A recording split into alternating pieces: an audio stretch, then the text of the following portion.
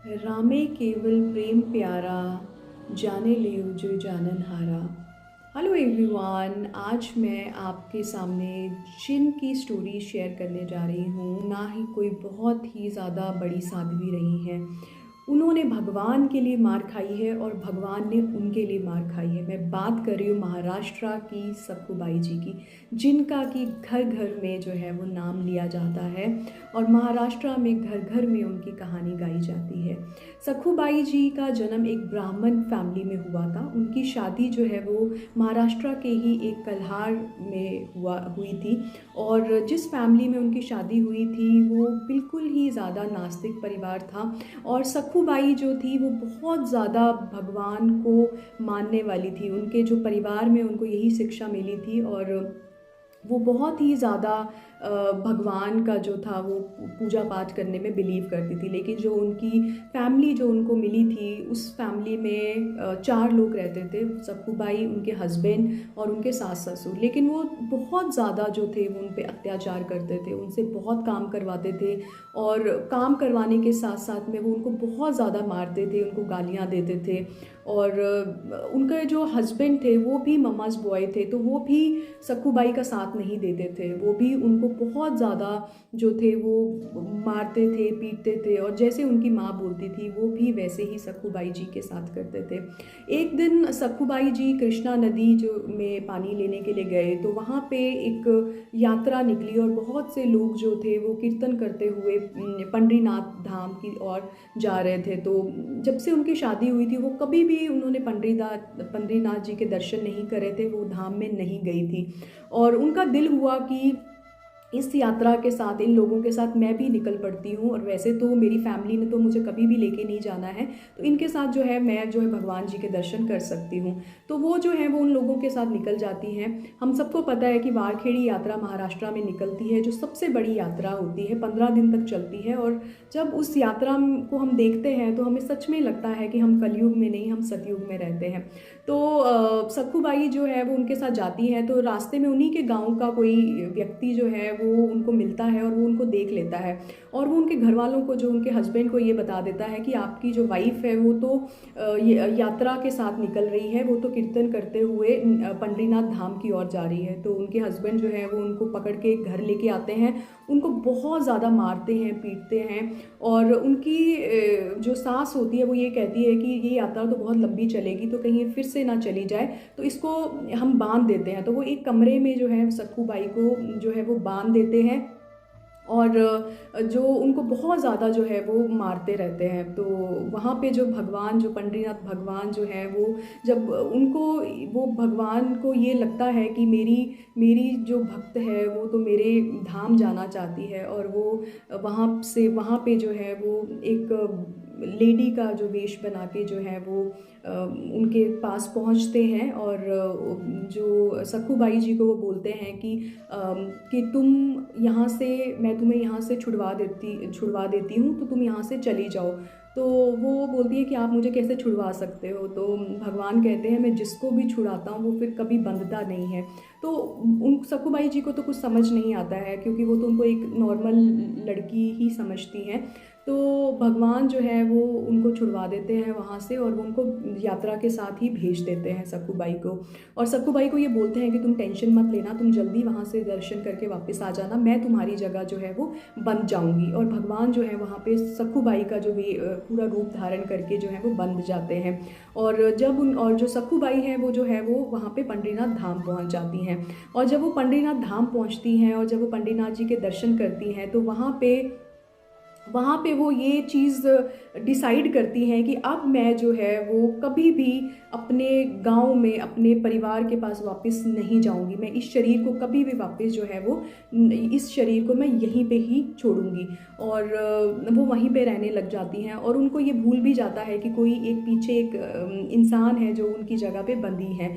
और भगवान के प्यार में, हम सबको पता है कि भगवान की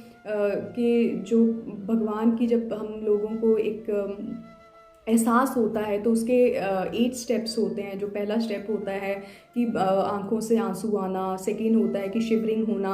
इस तरह से जो है वो 8 स्टेप होता है कि जब हम भगवान के प्यार में, भगवान की तड़प में, उनके विग्रह में जो है वो अपना प्राण ही छोड़ देते हैं। तो भगवान के प्यार में जो है सक्खू बाई ने वहाँ पे अपना शरीर छोड़ देते हैं, जो है वो शरीर छोड़ देती हैं वो। और जो लोग उनके साथ आए होते हैं, जब उनको पता चलता है, तो जब धाम में ही किसी का शरीर छूटता है तो उसका जो अंतिम संस्कार है वो भी धाम में ही होता है। तो वो लोग जो है उनका अंतिम संस्कार जो है वो वहीं कर देते हैं और अस्थियां जो है वो वहीं परवाने की सोचते हैं। और वहाँ जो है पीछे जो है वो भगवान जो है, जब उनके एक दिन भगवान जो है वो सक्खू बाई जब बन के जो है वो मार खा रहे होते हैं, तो उनके पति को जो है वो वहाँ पे उनको देख के जो तरस आ जाता है। वो सोचते हैं कि इसको हम इतना मारते पीटते हैं और ये बेचारी जो है वो कुछ भी नहीं बोलती है। और सच में सक्खू बाई जो है वो जब भी वो इतनी मार खाती थी, इतनी गालियाँ सुनती थी, वो कभी कुछ नहीं बोलती थी। वो हमेशा ये कहती थी कि ये शायद मेरे ही अपने पिछले कर्मों का जो है फल है जो मुझे मिल रहा है। तो वो हमेशा उस चीज़ को एक्सेप्ट करती रहती थी और भगवान का नाम लेती रहती थी। तो जब उनके पति को जो है उन पर तरस आया, तो वो उनका जो है वो रस्सी खोल देते हैं और उनको बोलते हैं कि अब तुम यहाँ से जाना मत, और जैसे हम तुम्हें बोलते हैं तुम वैसे ही करती जाओ ज़िंदगी में। तो भगवान जो है वो उनके लिए खाना बनाते हैं, बर्तन साफ़ करते हैं, और रात को जो है वो उनकी सास और उनके पति के जो है वो पाँव भी दबाते हैं।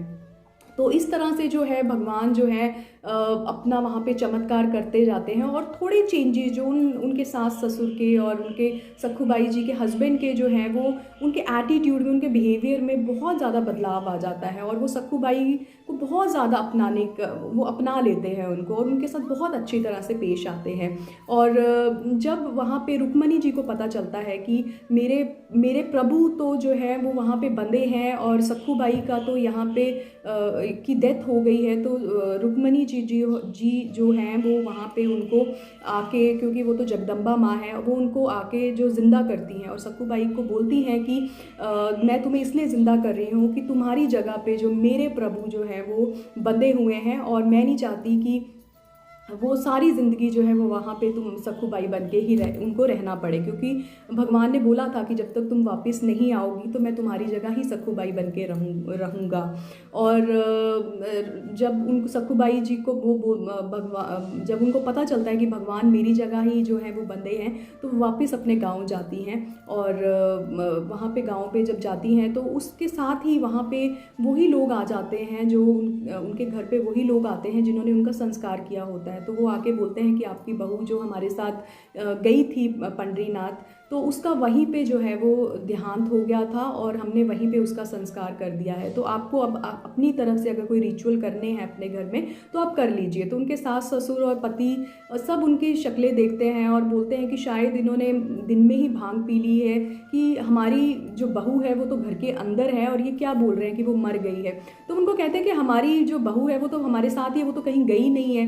तो वो सब जो है वो बहुत ज़्यादा जो है वो अपने आप को प्रूव करते हैं कि नहीं, उन्होंने अपने आप को प्रूव किया। तो सक्खू बाई जी को वो जब बुलाते हैं तो सक्खू बाई जी उनको सारी सच स्टोरी सुनाती हैं और वो अपने घर वालों को बताती हैं कि मैं सच में ही पंडरीनाथ धाम गई थी और मेरी वहाँ पे डेथ हो गई थी, और मैंने ये प्रण लिया था कि मैं कभी भी वापस जो है वो इस शरीर के साथ तो कभी भी आप लोगों के पास वापस नहीं आऊँगी। लेकिन मुझे जो है वो रुक्मणी जी ने ज़िंदा किया और मेरा ये नया जन्म है और मैं फिर आपके पास वापस आई हूँ। तो वो कहते हैं कि अगर तुम वहाँ थी और तुम मर गई थी तो हमारे साथ कौन था? तो वो कहती हैं कि आपके साथ जो थे वो पंडरीनाथ जी थे। और वो सब इतने ज़्यादा रोते हैं, इतना ज़्यादा वो माफ़ी मांगते हैं। वो कहते हैं कि हमने भगवान को इतना मारा, इतना ज़्यादा उनसे काम करवाया। और इस तरह से सक्खू बाई जी जो है वो खुद तो भगवान के दर्शन करती ही हैं और अपने परिवार को भी वो भगवान जी के दर्शन करवाती हैं। और सक्खू बाई जी ने ये बात सिद्ध कर दी जो भगवान ने गीता में बोला है कि जो मुझे जैसा भजता है मैं भी उसको वैसा भजता हूँ। तो जिस तरह से सक्खू बाई जी ने भगवान के लिए मार खाई, भगवान के लिए गालियाँ बातें सुनी, उसी तरह से भगवान ने भी उनके लिए गालियाँ सुनी, मार खाई और जो है अपनी भक्ता की जो है वो लाज रखी। Thank you everyone, thank you for watching. मैं बहुत जल्दी आप लोगों के पास फिर से एक नई स्टोरी के साथ आऊँगी। एंड अगर आपने मेरा चैनल सब्सक्राइब नहीं करा है तो प्लीज़ मेरा चैनल सब्सक्राइब कर लो। Thank you everyone. Hare Krishna.